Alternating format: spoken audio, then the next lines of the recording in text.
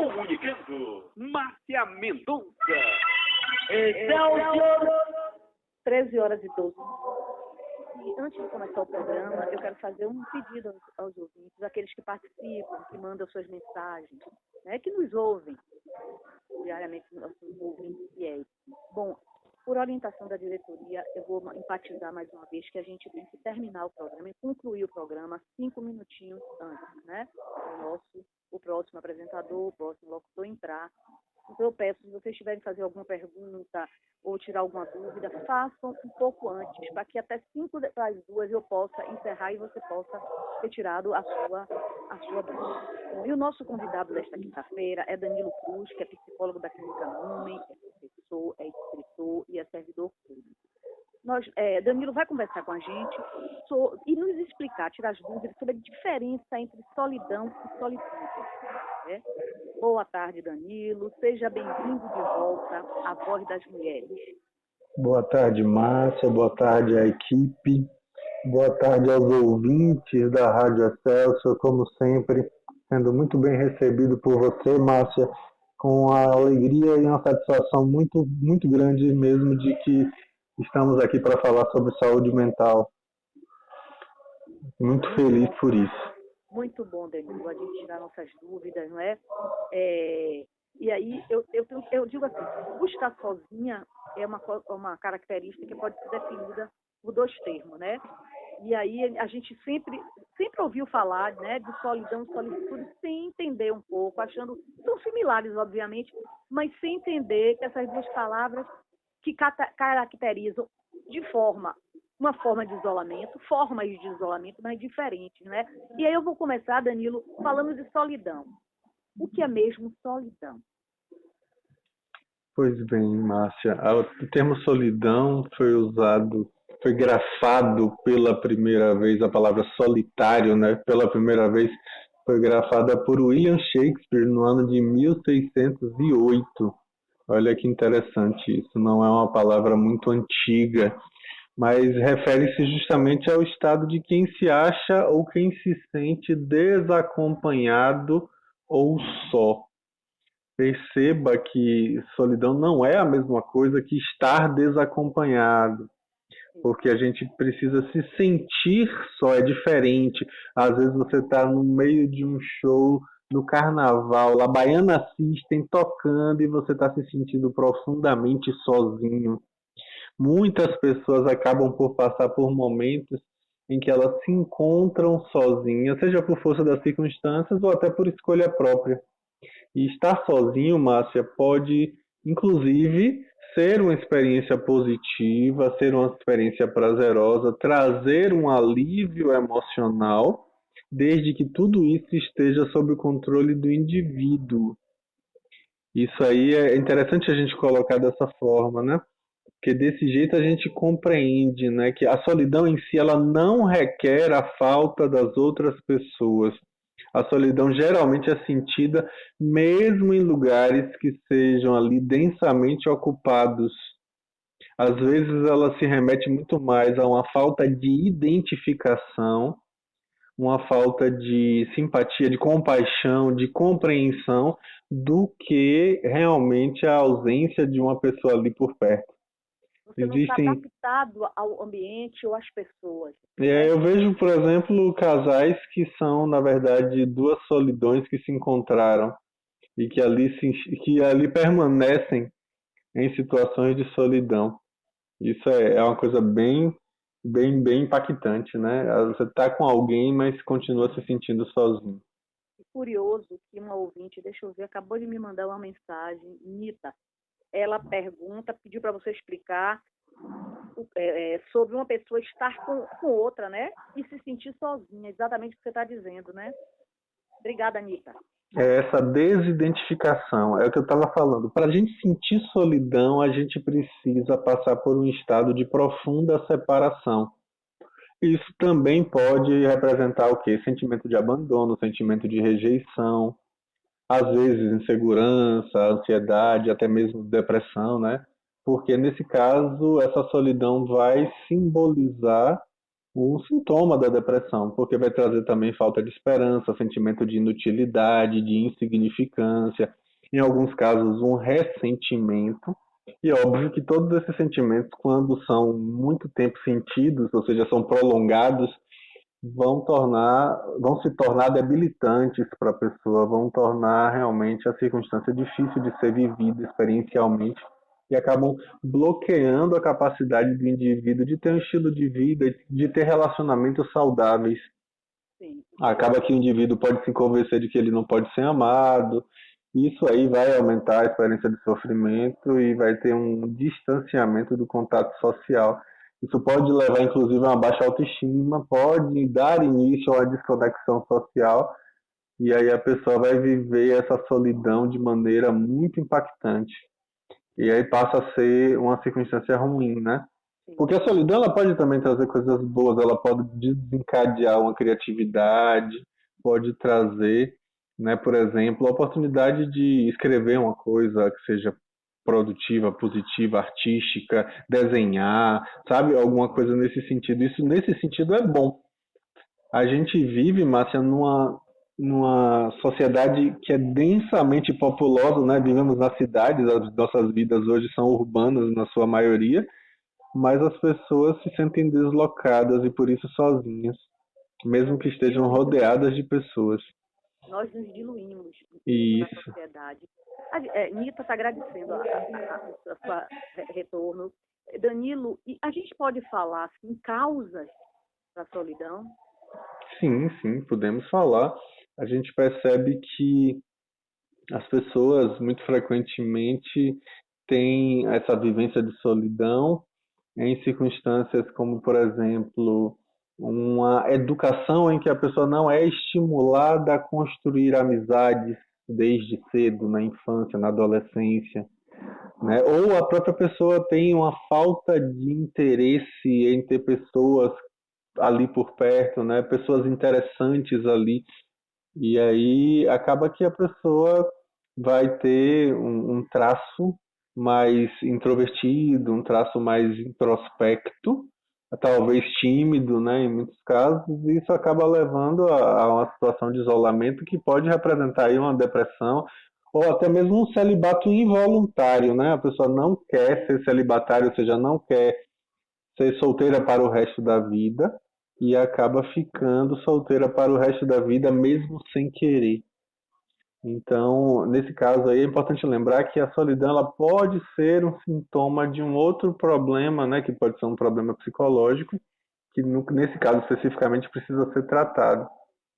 Algumas pessoas passam pela experiência da solidão e essa experiência de solidão é muito difícil.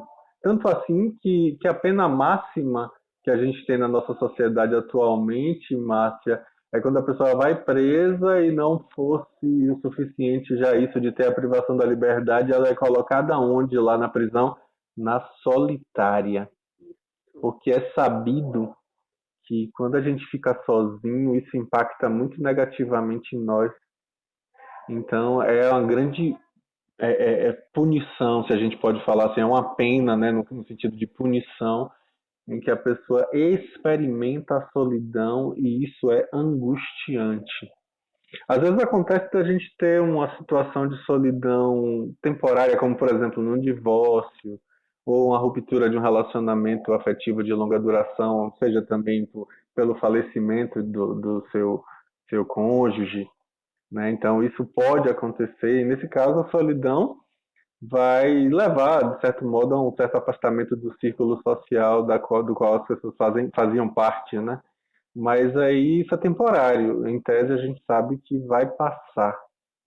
Mas tudo isso aí pode levar a uma sensação de lamentação, a uma mentalidade de sofrimento, e tudo isso é preciso que a gente tome cuidado para que não se torne um algo difícil em termos mais profundos, até mesmo levando a pessoa ao suicídio. Como você disse, nem sempre a solidão é ruim, né? Tem o lado do contato consigo mesmo, né? A gente viu que a gente passou, né, Danilo? Uma solidão, quer dizer, a solidão é uma condição imposta, que nós, né, por nós mesmos, mas nessa pandemia foi difícil, né? porque a gente foi obrigada, a gente se sentiu só, né? Naquele lugar de que alguns com a família, mas mesmo assim distante de outros entes queridos, né? Ou distante de colega de trabalho, outros sem poder, né? Ver pessoas mais chegadas, né? Seja pais, avós, enfim, foi um processo muito difícil que está impactando ainda, né? É verdade. Eu tenho alguns pacientes que trazem uma visão diferente, Márcia, eu acho interessante essa comparação. Vivencialmente, algumas pessoas que eu atendo no consultório me disseram o seguinte: eu gostei de viver aquele momento de afastamento social. É curioso, né? A gente pensa assim, poxa, mas foi tão ruim para tantas pessoas, mas para essas pessoas especificamente foi uma vivência boa, porque em um sentido mais profundo elas conseguiram perceber uma coisa que é falada por alguns filósofos, né, de que a solidão é a essência do ser humano. A gente nasce só, a gente atravessa a vida fazendo escolhas, e cada escolha que a gente faz, a gente escolhe só. Inclusive, quando a gente escolhe não fazer escolhas, a gente acabou de fazer uma escolha e fazemos essa escolha sozinhos, e arcamos com a responsabilidade dessas escolhas também sozinhos, e vamos morrer no final sozinhos.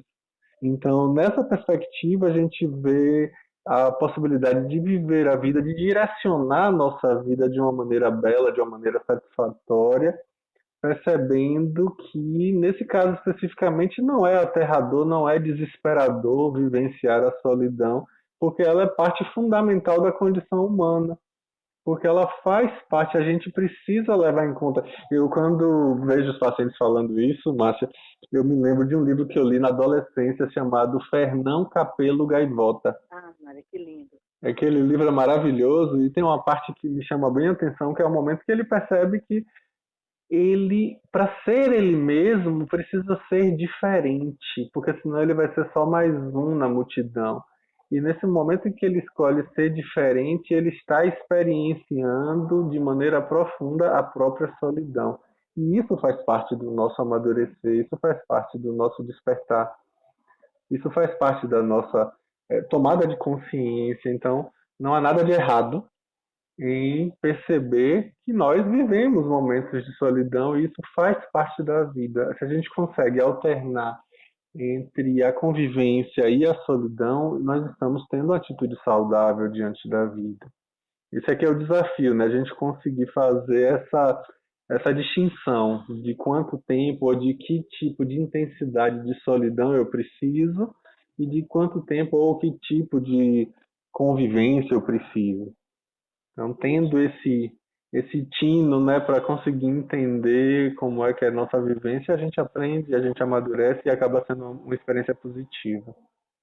Eu passei também, não, eu passei bem por esse período, fiquei só e fiquei bem comigo mesma, sabe? Mas tem pessoas que não conseguem. Por exemplo, Danilo, eu me pergunto, enquanto eu fazia pauta, eu pensava a respeito, existe assim, uma relação de pessoas introvertidas com a solidão? Elas preferem mais a solidão?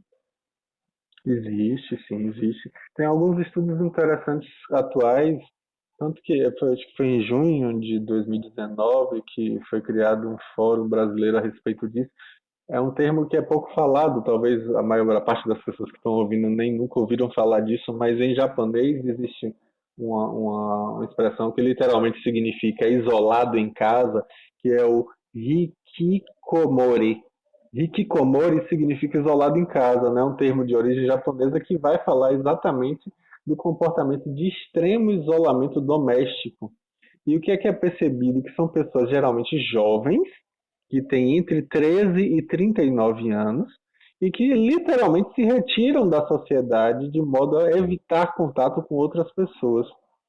E isso é visto hoje, inclusive, Márcia, como um problema de saúde pública no Japão, porque muitos milhares de jovens se encontram nessa situação, justamente porque existe uma cultura lá no Japão muito forte que a pessoa tem que ter um alto grau de perfeição. Existe uma exigência muito grande para que as pessoas sejam perfeitas e isso leva a essa fuga, a esse isolamento social que é praticado pelos hikikomori.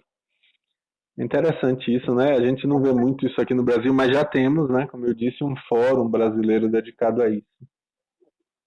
Danilo, olha que pergunta curiosa. Eu até tenho um ponto de vista sobre isso. Luciana, da Boa Tarde, ela pergunta se a solidão pode ser viciante. Ah, com certeza, isso é uma frase famosa, famosa de Jung, né? Que ele fala disso, né? Que ele tem que tomar cuidado para não acabar aprisionado na própria solidão, justamente porque ela é viciante, porque você acaba gostando de estar só, e isso é perigoso, isso é arriscado, né? Porque acaba aprofundando essa solidão e você passa a não fazer mais questão de ter contato social com as outras pessoas. Só que aí um solipsismo, né? Como a gente chama em psicologia, da psicopatologia, né? A parte da saúde mental, a gente chama de solipsismo, que é essa tendência a esse individualismo exacerbado, e isso pode ser um problema e não uma coisa boa. Então é preciso tomar cuidado com isso, né? Porque o isolamento social, ele pode sim trazer diversos problemas, né? É sabido isso, né? Que as pessoas que passam muito tempo isoladas podem ter problemas de saúde, elas tendem a não se cuidar tanto quanto as pessoas que convivem com outras. Então, isso por si só já é ruim, isso sem nem contar, e sem nem levar em consideração outras questões que levam a esse isolacionismo, né? Como, por exemplo, a pessoa que tem um transtorno de ansiedade social, a fobia social, né? Ela não quer contato com os outros. E se ela se mantiver nessa atitude o resto da vida, ela pode, inclusive, ter problemas graves de saúde, problemas nos dentes, problemas de saúde em geral, porque nem procuram ajuda médica, ajuda de saúde em nenhum sentido. Então é preciso tomar muito cuidado. Outra causa também, o transtorno de estresse pós-traumático. Também é uma possibilidade, as pessoas passam a viver uma misantropia, ou seja, um afastamento do convívio com as outras pessoas. E isso é algo que pode sim trazer uma condição devastadora na psique, né? Já que um dos princípios que regem a sociedade é justamente que o ser humano é um ser social. Então, se a gente não tiver os cuidados necessários em alguns casos, a gente pode morrer por, inclusive, desnutrição, por exemplo. Porque o indivíduo não vai conseguir nem sair para comprar comida, nem vai conseguir exercer um emprego. Então, é preciso realmente tomar cuidado. E fora, como eu disse, o risco de suicídio é mais alto se comparado com outras enfermidades psíquicas em pessoas que se isolam. Sim, acredito. E Danilo, as perdas são inúmeras, né? Porque você não interage com ninguém, as perdas até cognitivas, né?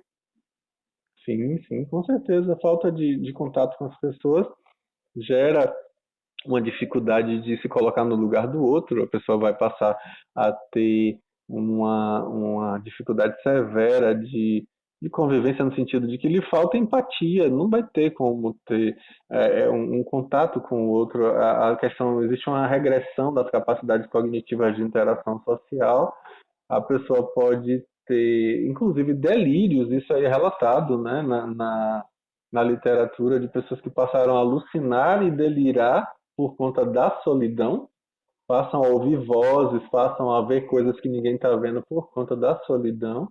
E em casos mais graves, chega ao caso da pessoa perder completamente a possibilidade de uma comunicação não verbal, desculpa, uma comunicação verbal.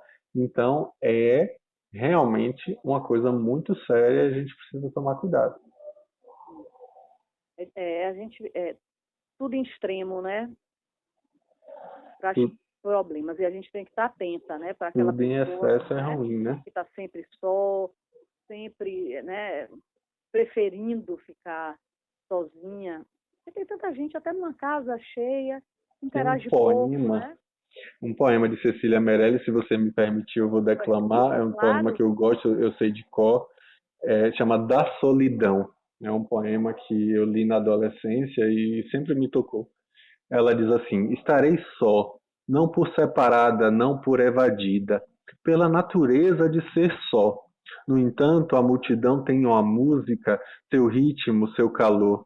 E deve ser uma felicidade, às vezes, ser na multidão o que o peixe é no oceano. Ah, mas quem sabe das solidões que haverá nessas águas enormes? Estarei só, recordarei essas cidades, esses tempos, recordarei esses rostos. Pode ser que recorde alguma palavra. Nada perturbou o meu estar só. Por vezes, com o rosto nas mãos, pode ser que sentisse como os desertos amontoavam suas areias entre meu pensamento e o horizonte.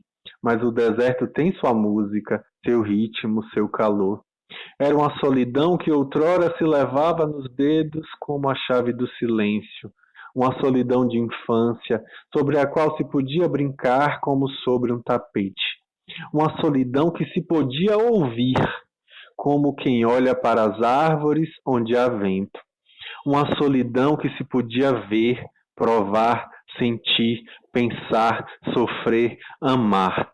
Uma solidão como um corpo, fechado sobre a noção que temos de nós, como a noção que temos de nós.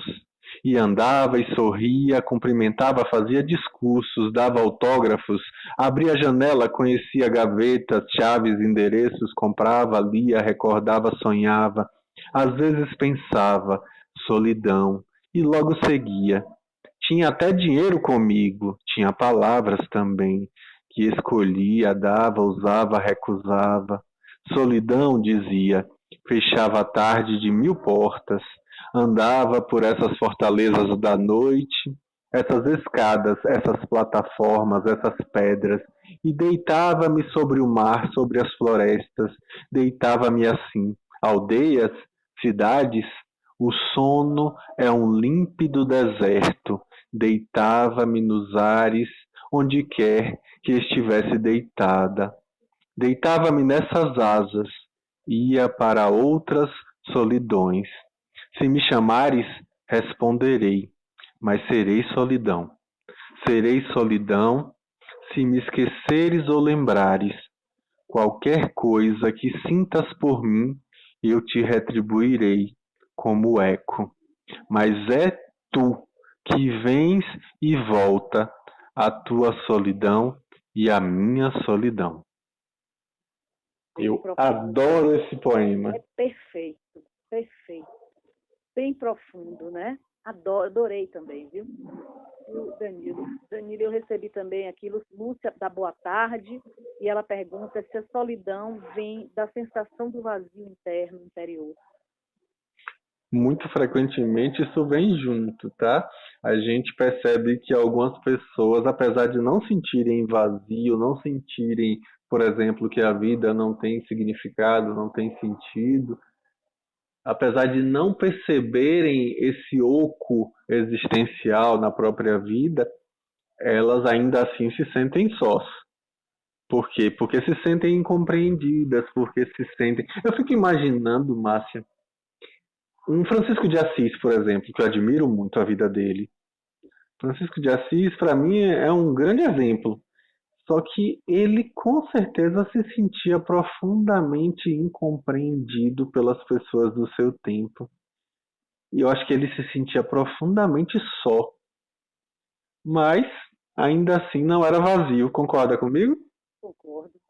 Não era, não. Não era vazio. Danilo, eu acho que tem algumas perguntas aqui, mas eu vou fazer na volta. Vamos rapidinho para o nosso intervalo, e aí a gente volta e eu continuamos falando sobre solidão e solitude, e obrigada pelo poema. Ok. Tem outros depois do intervalo, se você quiser. Tá bom. Se o tempo der, eu quero mesmo. Vamos lá? Vamos lá. Até já.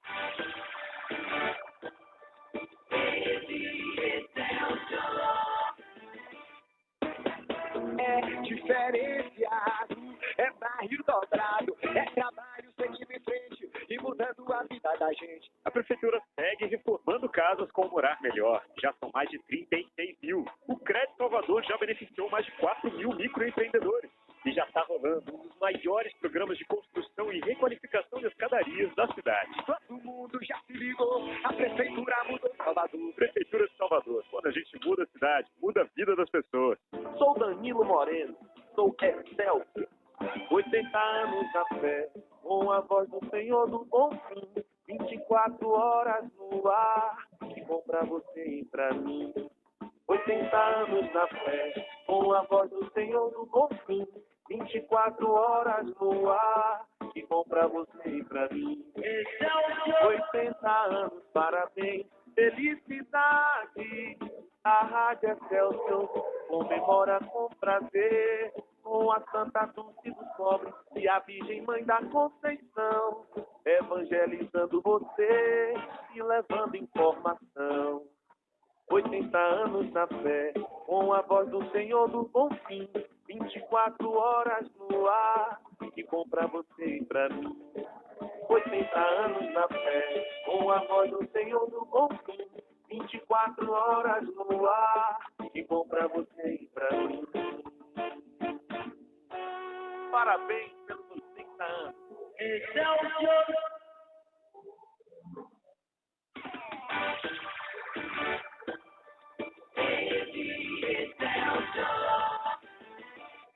Já é notícia.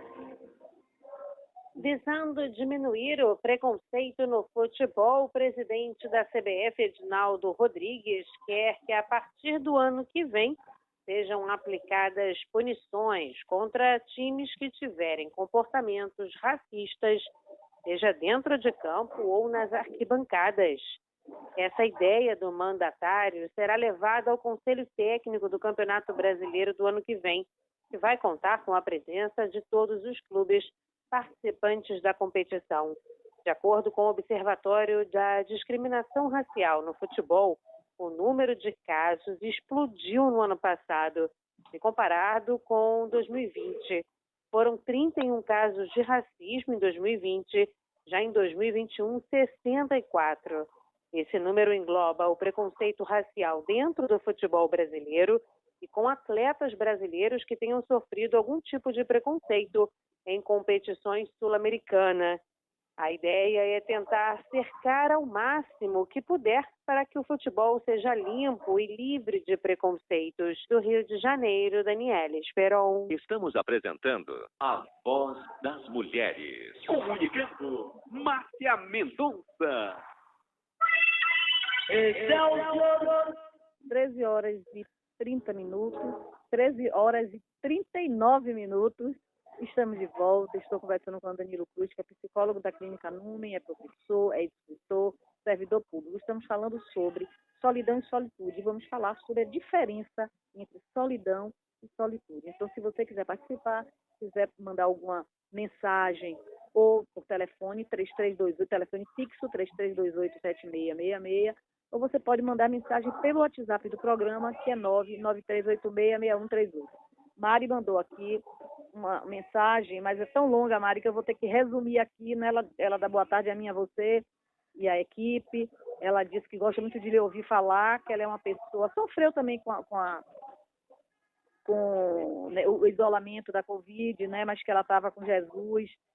E que ela é uma pessoa que gosta de se comunicar, que ela acha que até morrendo, nem a morte vai tirar isso dela, e manda beijos para a gente. Disse que ela faz muitas lives na igreja, com os grupos da igreja. Obrigada, Mari, pela sua participação. Obrigado, Mari. Maravilha, você está sempre participando conosco. É isso. E falando do que ela que gosta, né, de se comunicar, né? Danila, eu vou pedir a você para falar um pouquinho mais só sobre o lado bom de estar sozinho. Eu sei que as pessoas chegam mais tarde, vão ligando a internet, o rádio. Eu vou falar de uma maneira poética. Eu vou trazer aqui, na verdade, a leitura. É um breve poema, tem só uma estrofe, 4 pequenos versos, de Carlos Drummond de Andrade, que eu adoro muito. O poema dele se chama Desperdício. Com ele a gente vai entender o lado bom da solidão. Ele vai dizer o quê? Solidão, não te mereço, pois que te consumo em vão, sabendo-te embora o preço, calco teu ouro no chão. Qual é o ouro, né, Márcia, da solidão? Qual é esse lado de tesouro que a solidão traz para a gente? É justamente a possibilidade da gente vivenciar a questão da solitude, que nada mais é do que um termo poético que se refere à solidão, né? É um estado de privacidade, é um estado aí de usufruir desse momento de isolamento como maneira positiva de vivenciar, por exemplo, uma verve poética, artística, ou quem sabe de viver um momento de espiritualidade, de religiosidade. É um momento em que você vivencia a solidão, esse isolamento, essa reclusão voluntária, no caso, né? Que não está diretamente associado ao sofrimento. Não existe sofrimento aí nessa circunstância. Existe uma alegria em estar sozinho. Né? Existe aí uma busca por esse momento de solidão, como fez, por exemplo, Siddhartha Gautama, o Buda, ou como fez Jesus Cristo nos momentos que o texto bíblico descreve que ele se afastava da multidão para meditar. Então, esse momento de solitude pode ser usado positivamente, justamente para trazer mais oportunidades de meditação, de concentração, introspecção, oração, no caso dos religiosos, né, de maneira individual e assim alcançar um estado de paz, um estado de consolação, um estado de devoção, de contemplação. E isso é positivo, né? A gente sabe que existem benefícios em passar um tempo sozinho. A gente vê que dos relatos mais comuns das pessoas que gostam de passar momentos a sós é a sensação de liberdade. É verdade. É uma sensação de liberdade, porque você não tem a restrição dos outros, não tem a preocupação com a presença do outro, você sente um aumento de liberdade, sente que suas escolhas são menos propensas a serem afetadas pela interação com os outros. Isso é positivo. Isso pode, inclusive, como eu falei anteriormente, estimular a sua criatividade. Então a gente vê que é uma coisa positiva nesse sentido, que traz um benefício. E outra coisa que também pode trazer de benefício consolidado e estudado pela psicologia é a possibilidade de se autodesenvolver quando a gente experimenta mudanças na nossa visão que a gente tem da gente mesmo, né? Nosso autoconceito. Quando a gente vai gradativamente descobrindo qual é a nossa identidade, a gente vai se conhecer mais, vai formar a nossa identidade e descobrir nossa identidade sem que haja distrações externas. Então isso é bom, porque isso é tempo para contemplação, crescimento, espiritualidade, né? Isso sem dúvida alguma, um momento bom, se você souber usufruir da maneira mais interessante ali nesse caso. Danilo, antes de passar para a solitude, para a gente comentar também sobre isso, eu queria que você falasse quais os tratamentos indicados para quem sente solidão constante. Então, tratamentos, a gente sabe que a questão do isolamento social e da solidão tem muito a ver com o fenômeno depressivo e com o fenômeno ansioso, né? Então, mais frequentemente, a gente vai ver que se recomenda um processo de psicoterapia. E aí, esse processo de psicoterapia serve para a solidão não é só pelo fato de que você vai estar naquele momento encontrando uma outra pessoa e falando sobre si. Não é só isso. Isso também é um aspecto do tratamento que vai ajudar na inclusão do outro. Mas isso é também uma possibilidade de que a gente enfatize aí a compreensão do que é que nos leva a viver essa solidão, né, da tristeza que é isso para a gente, e com isso a gente vai ter a possibilidade de reverter esses pensamentos, esses sentimentos, essas atitudes que são tidas aí como sendo negativas, que resultam desse tipo de problema.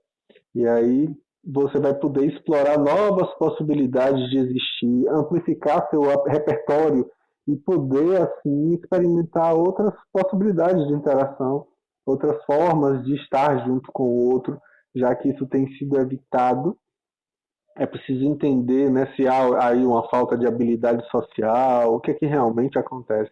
Em alguns casos, Márcia, é importante também que haja prescrição de algumas medicações. Se a situação for muito arraigada, muito grave, muito séria, é preciso, em conjunto com o processo de psicoterapia, que a pessoa tome antidepressivos, em alguns casos mesmo ansiolíticos, né, com inclusive combinações para poder fazer com que a pessoa consiga ter um melhor respaldo, tanto bioquímico quanto psicológico. É bom lembrar que não só o remédio vai resolver o problema, porque remédio nenhum te convida à convivência, remédio nenhum te ajuda a tomar decisões, remédio nenhum vai fazer o seu trabalho de elaborar seus lutos, de lidar com os seus traumas, com seus sofrimentos. O remédio ele só serve ali de background, né, de pano de fundo em termos bioquímicos para poder ajudar que o processo da terapia seja mais efetivo e mais rápido.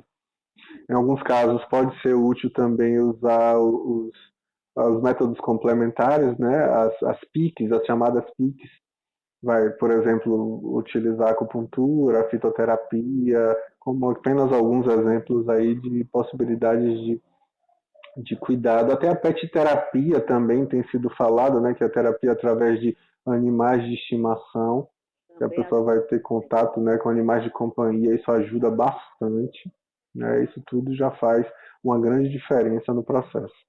Agora, passando para a solitude, né, já tem uma pergunta aqui, o que é solitude, de nossa ouvinte Rita.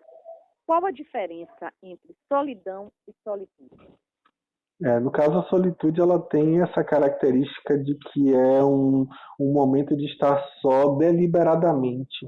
É um tipo de solidão em que você busca estar só, propositadamente. Você quer escolhe, estar só, você escolhe, porque existe ali um prazer em estar vivendo aquilo ali. Isso não é ruim, né? Eu lembro de uma questão com relação a isso, que é colocado da maneira que a solitude, na verdade, é basicamente quando você escolhe ser sozinho e ser feliz com essa sua escolha. Então é algo deliberado, algo consentido, é algo vivido como uma coisa positiva. Por exemplo, eu decido viajar sozinho, né? Com a minha própria companhia. Ou eu decido ir no cinema sozinho, ou eu decido ir na praia sozinho.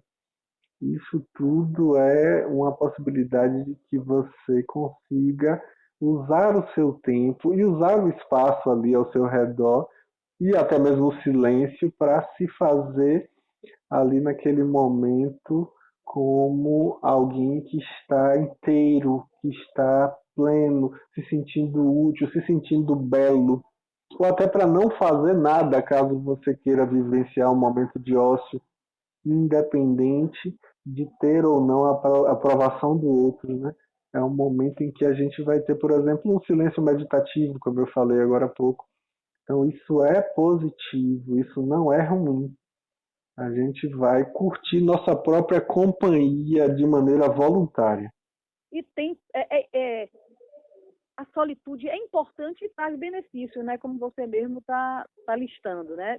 Traz, com certeza, traz uma sim. Escolha. A gente vê que a questão da situação da solitude é muito importante que a gente aprenda a sentir também prazer nisso, de maneira a perceber, como eu falei agora há pouco, né, é